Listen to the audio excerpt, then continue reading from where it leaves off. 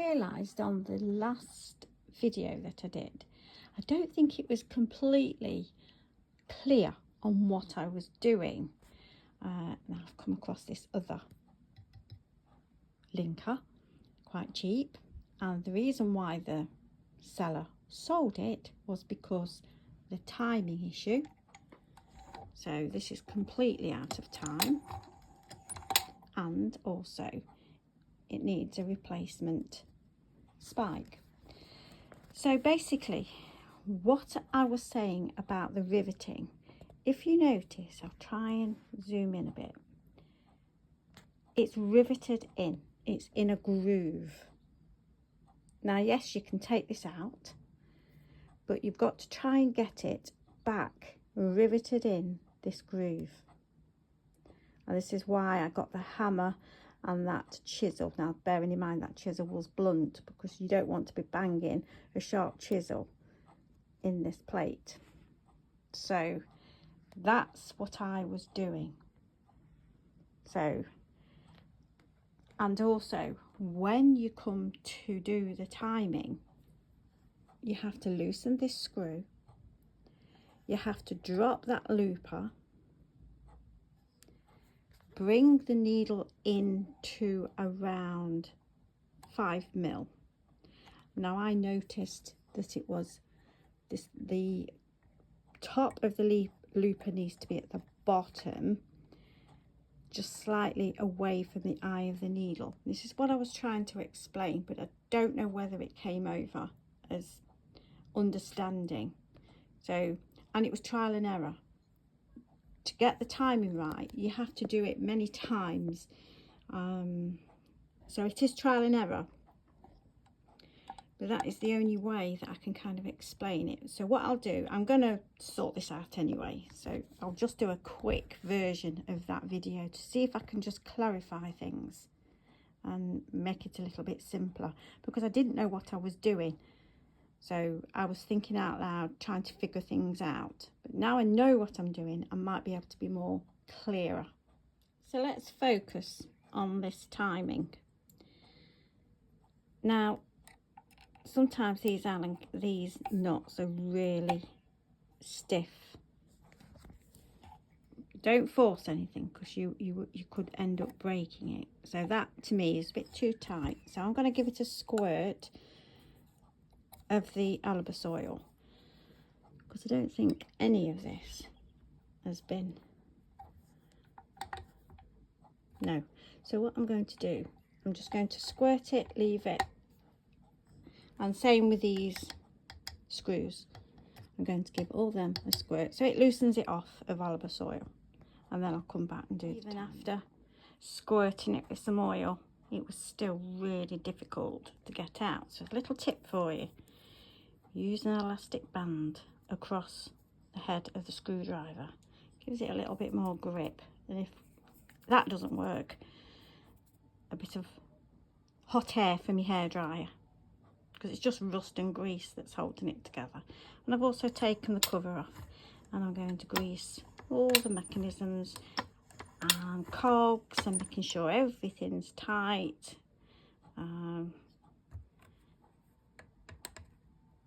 Just do just a once over check. So I've loosened this screw. Again, it was really tight to get out. So, you know, these machines are pretty old, so everything is going to be tight.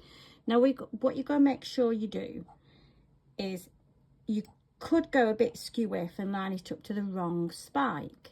So just make sure that it's straight and it is slightly, let me get you this angle, there, touching, because it's got to go down that groove and pick up the loop. At this stage, I haven't tightened anything back up. I've just kind of kept it in firmly but not tight, because I want to adjust. So that's the needle going along that groove. Now I've lowered the looper, and that's where I want it initially, because then I'm going to use something as a spacer. I'll just use these tweezers as a spacer, and this needle wants to come, so we're going to get it around 5mm out. So this is where it's very hard to show you. He wants to just touch this needle. Now I'm going to pull it out a tiny bit more, because looking at those previous photos, and I'm going to line it up slightly. It's all Nat's whisker adjustments. So while I have not got this filming, I am going to just keep it level with that and tighten it. But I'm going to have to do that numerous times because it needs to go up, round, side. So this is how I did it. I adjusted this screw while holding this with my other hand level with the eye of the needle. Can you see? So that is the only way I can kind of explain it, but it's numerous times you'll have to do it. So that's what I'm going to do. I'm going to like I say, I've not tightened anything up yet, so that's what I'm going to do, and it needs to sort of like just kiss the bottom of it. Moving that again, it's too high, so again I'm going to bring it down, keeping this in place so I'm not having to keep messing around with it. But this is the process what you go through. I'm not saying it's easy, it's not. It took me 2 days but I got there in the end. I'm going to go back to adjusting the needle because it's slightly off. So between moving the looper up and down, in and out, and slight adjustments, you should get there. So not only have I moved the looper up and down, I've also pushed it out a little bit because I'm aiming for this groove that's on the looper. So I'm going to tighten that up and have a go. I think I've got it, but I can't test it because this is not come with tension rods. But aiming for that mark on the looper, it is now kind of going past it and flicking, but not catching, not sticking, should I say. So I think that's possibly it. That sounds quite good. Not too... So I think I've got that, but unfortunately I can't test it out. But going through that process of elimination, of turning the screw, lifting it up, taking the needle in to about 5mm, lining it up with the eye of the needle, I think you can do it. But like I say, take breaks. When you've had enough and you want to throw it out the window, take a break. It's doable. So what I'm going to do now, I've loosened all these screws off. I'm going to quickly change this spike.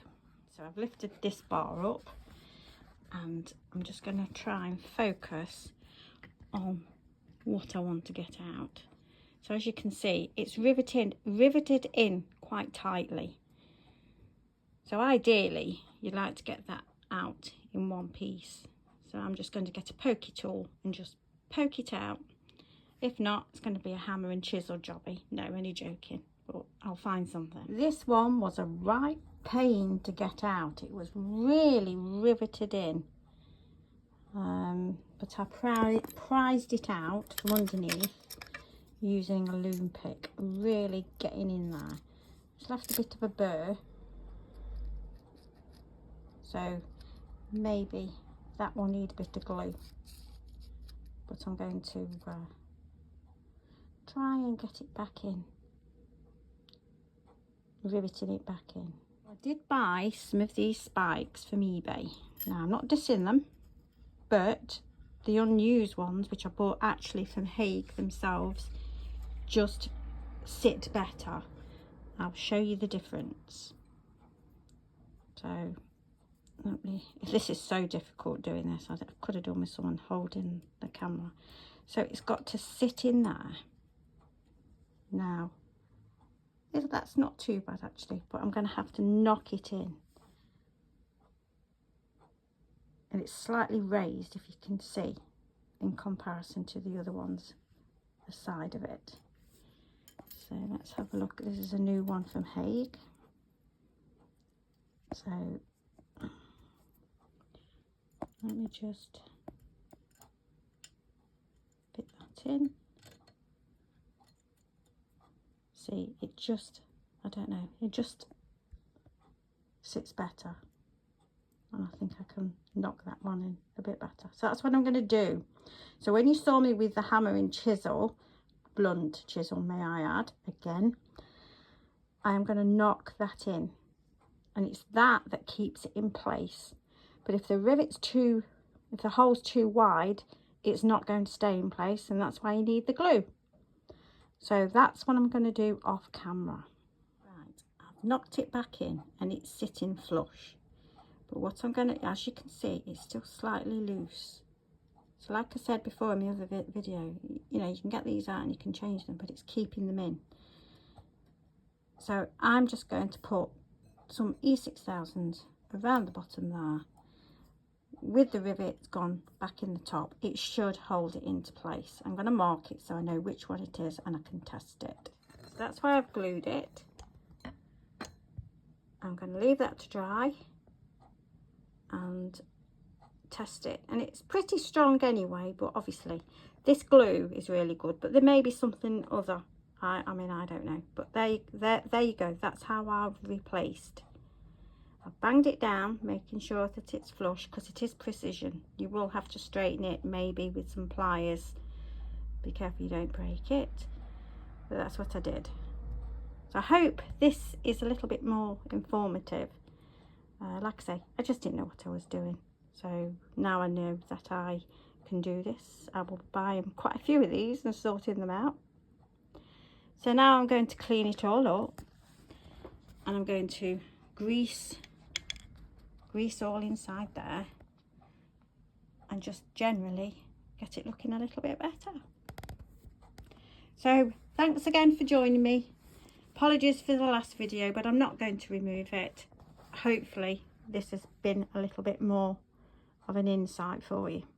Thanks for joining me then. Bye. Something I do wrong, but I mentioned olive oil. Now it's ballast oil. Now this is a gun oil, and it cleans and lubricates. So I thought I'd just add that as a footnote. So yeah, this is really good stuff, and I got this from eBay.